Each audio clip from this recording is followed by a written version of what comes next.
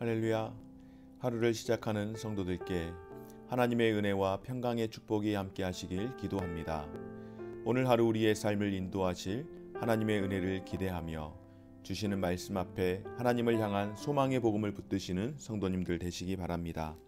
12월 13일 말씀으로 여는 아침, 오늘 우리에게 주신 하나님의 말씀 욥기 33장 14절에서 33절 말씀입니다. 하나님은 한 번 말씀하시고 다시 말씀하시되 사람은 관심이 없도다. 사람이 침상에서 졸며 깊이 잠들 때에나 꿈에나 밤에 환상을 볼 때에 그가 사람의 귀를 여시고 경고로서 두렵게 하시나니 이는 사람에게 그의 행실을 버리게 하려 하심이며 사람의 교만과 막으려 하심이라. 그는 사람의 혼을 구덩이에 빠지지 않게 하시며 그 생명의 칼에 맞아 멸망하지 않게 하시느니라. 혹은 사람이 병상의 고통과 뼈가 늘 쑤심에 징계를 받나니 그의 생명은 음식은 싫어하고 그의 마음은 별미를 싫어하며 그의 살은 파리하여 보이지 아니하고 보이지 않던 뼈가 드러나서 그의 마음은 구덩이에 그의 생명은 멸하는 자에게 가까워지느니라.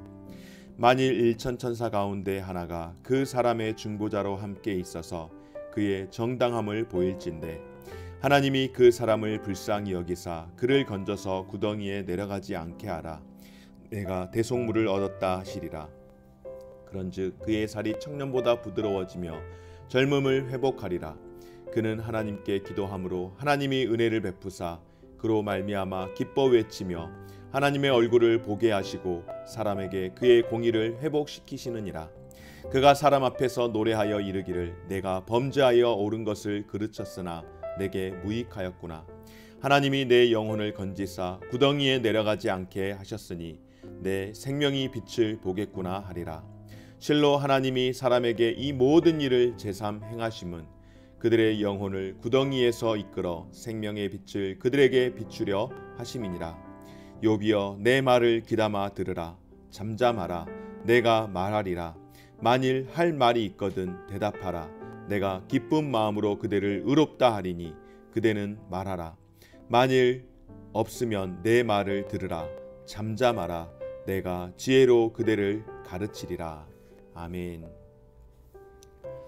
여러분, 신앙생활을 하면서 특별히 정말로 하나님께서 내 기도를 들어주셨으면 정말로 다른 건 몰라도 반드시 이 기도만큼은 들어주셨으면 하는 그런 마음을 가질 때, 또는 너무나도 내게 큰 고난이 찾아와서 하나님께서 정말로 이 고난의 때를 잘 이겨 나아갈 수 있고 잘 해결 받을 수 있기를 바라는 마음으로 하나님 앞에서 정말로 절박한 마음으로 기도를 하신 적이 있으십니까?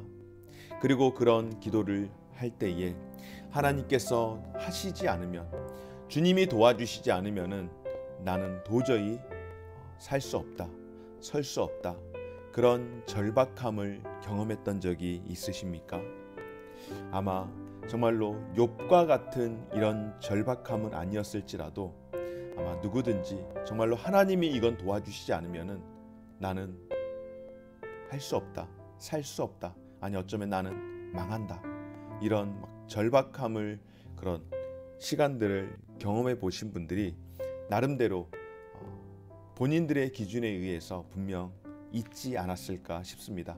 욥과 비교했을 때 뭐 더하다 덜하다 이렇게 판단을 하면 좀 곤란하겠지만은 내 경험상 정말로 너무나도 이거 하나님이 도와주시지 않으면은 안 된다라는 그런 경험들이 분명히 있으리라고 여겨지는데요.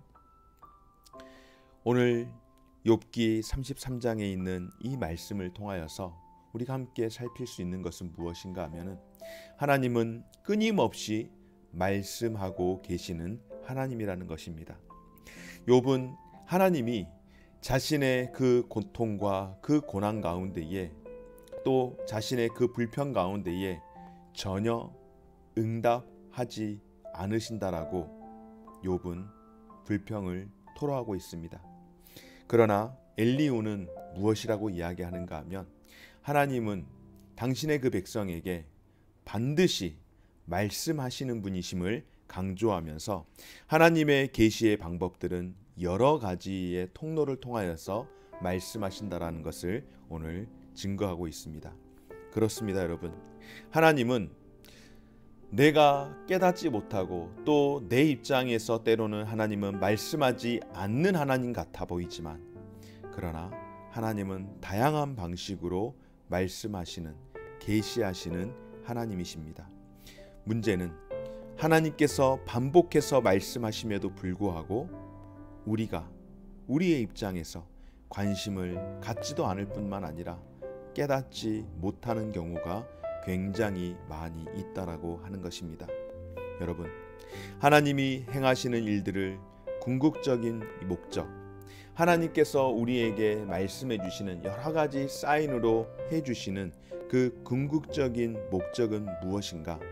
바로 사람을 구원하고 회복시키는 데 있다라고 하는 것입니다. 오늘 엘리후가 그것을 증거하고 있습니다.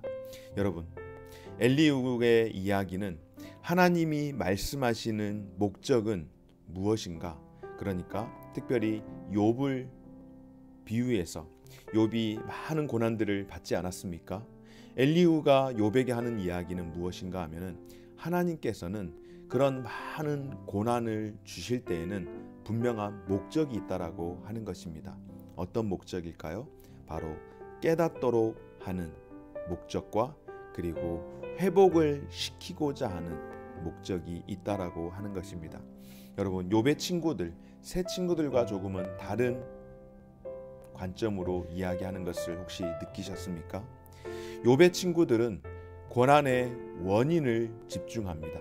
그러니까 욥이 고난을 받는 이유는 계속해서 새 친구와 동일하게 하는 이야기가 무엇이었습니까, 여러분? 죄. 우리가 알지 못하는 죄. 하나님 앞에서 죄가 있기 때문에 욥 그대가 고난을 받는다라고 이야기하는데 반면에서 엘리후는 바로 이 고난의 목적은 무엇인가? 욥에 대한 죄를 징벌하기보다는 욥을 구원하시고 그로 하여금 생명의 길로 인도하기 위함이라고 말씀을 하는 겁니다. 그러니까 엘리후가 말하는 관점은 하나님의 징계는 가르치고 깨닫게 하고 회복하게 해서 돌이켜서 생명을 더 갖도록 하기 위해서 하신다라고 하는 말씀이죠. 그러면 하나님께서 징계하시는, 하나님께서 말씀하시는 여러 가지 방식은 무엇입니까? 첫째로 꿈을 통하여서 그에게 말씀을 하신다라고 이야기를 하는 것입니다. 둘째로 환상을 통하여서, 그리고 세 번째는 질병을 통하여서 계속해서 하나님은 무엇을 하시는가? 욥이 구원과 회복을 할 수 있도록 하신다라고 하는 것입니다. 중요한 사실은 무엇인가 하면은 하나님의 계시에 다양한 방법들이 있는데 하나님이 원하시는 것은 욥의 새 친구들과 같이 죄로 인하여서 고난이 찾아왔고 그리고 그 고난은 죄로 인한 결과 심판이라는 것을 말씀하시는 것이 아니라 하나님이 원하시는 것은 고난의 목적은 죽음이 아닌 징계를 통하여서 깨닫게 하고 그리고 죽음이 아닌 생명을 주시기 위함이라고 오늘 엘리후가 이야기를 하고 있는 것입니다. 그러면 여러분, 이런 다양한 방식들을 통한 하나님의 말씀, 이 계시를 통하여서 오늘 욥에게 전하고자 하는 그 분명한 메시지는 무엇이겠습니까? 오늘 엘리후는 욥의 이 육체적인 고난을 언급을 하면서 욥은 뼈 마디가 쑤시고 음식을 먹는 것도 고통스러워 생명이 점차 파리해져 간다라고, 점차 메말라 간다라고, 그 몸이 말라 간다라고 이야기를 하고 있습니다. 그래서 마치 무덤에 다가가는 것 같고 생명이 더 이상 이제 유지할 수 없는 그런 상황 가운데에 있다라고 이야기를 하는 것입니다. 그럼에도 불구하고 오늘 엘리후는 고난은 하나님이 사람을 깨우치기 위한 도구로서 사용되어진다라고 말씀을 하는데요. 여러분, 우리가 삶을 살아가면서 고난 없이 하나님을 온전히 신뢰할 수 있다면 그거보다 더 복된 일이 어디 있겠습니까? 그러나 살아가다 보면, 우리가 고난 없이 살다 보면 죄로 인하여서 우리의 삶이 오염이 되고 타락한 우리의 악한 본성으로 인하여서 우리는 하나님을 찾지 않게 되는 그런 때들이 참으로 많이 있더라는 것입니다. 그래서 하나님께서 이러한 사실을 잘 아시기 때문에 때로는 우리를 깨우치기 위해서 하나님께서 시련과 역경을 준비하고 계신다라고 말씀을 합니다. 물론 어떤 사람들은 고난이 찾아와도 오히려 하나님 앞에서 더 범죄하는 그런 경우들도 있습니다. 여러분, 시편 기자가 이렇게 고백을 합니다. 시편 119편의 말씀 가운데에 이렇게 말씀합니다. 내가 고난 당하기 전에는 그릇 행하였더니 이제는 주의 말씀을 지키나이다. 고난 당하기 전에는 내가 하나님을 알지 못하였으나 고난을 경험하면서부터 주의 말씀을 지킨다라고 그렇게 고백을 합니다. 그래서 시편 기자의 고백은 무엇인가 하면은 이 고난은 하나님께서 내게 주신 죄로 인한 저주다, 그렇게 고백하지 않고 고난 당하는 것이 내게 유익함이 되었다. 내가 이로 말미암아서, 고난으로 말미암아서 오히려 하나님의 말씀을 배우게 되었다라는 것. 그러니까 말씀하시는 하나님을 알게 되었다라고 고백을 하고 있습니다. 그렇습니다, 여러분. 하나님은 우리에게 여러 가지 경로를 통하여서 말씀을 하시는데 때로는 꿈과 환상과 그리고 질병을 통하여서 하나님이 계심을 우리에게 말씀을 하시는데, 그 말씀을 하시는 궁극적인 목적은 바로 우리를 구원의 길로, 생명의 길로 이끄시는 사랑이시기에, 하나님은 사랑이시기에 죽음이 아닌 생명의 길로 우리를 인도하시노라고 오늘 엘리후를 통하여서 우리에게 나타내 보이시는 줄 믿습니다. 기독교 작가인 C.S. 루이스는 이런 이야기를 했습니다. 고난은 우리를 부르시는 하나님의 메가폰이라고 그렇게 고백을 합니다. 그렇습니다, 여러분. 때로는 고난이 우리에게 아픔으로 찾아오는 것은 분명하지만 그 고난 때문에 우리가 하나님을 다시금 찾을 수 있고 하나님 앞에 돌아설 수 있다면, 여러분, 그 고난이 지금 당장은 내게 아픔이지만은 궁극적으로는 우리에게 축복이 되는 것 아니겠습니까? 사랑하는 여러분, 고난 중에 계십니까? 어려움 가운데 계십니까? 하나님께서는 우리에게 말씀하실 때에 꿈과 환상을 통하여서도 말씀하시지만 때로는 질병이나 그 외의 여러 많은 고난들을 통하여서 우리가 돌이키기를 원하시는 줄 믿습니다. 내가 겪고 있는 것이 고난이라고 여겨질 때에 왜 나만 이런 고난을 겪느냐라고 불평하기보다는 하나님 앞에 돌이킬 수 있는 사인으로 여길 수 있는 저와 우리 모든 성도님들의 삶이 되어지시기를 주의 이름으로 축원합니다.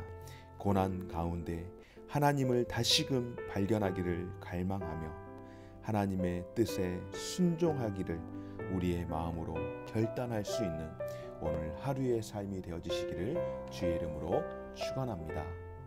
고마우신 하나님 감사드립니다. 오늘도 우리에게 귀한 생명 주시고 살아갈 수 있는 은혜를 주시니 감사드립니다.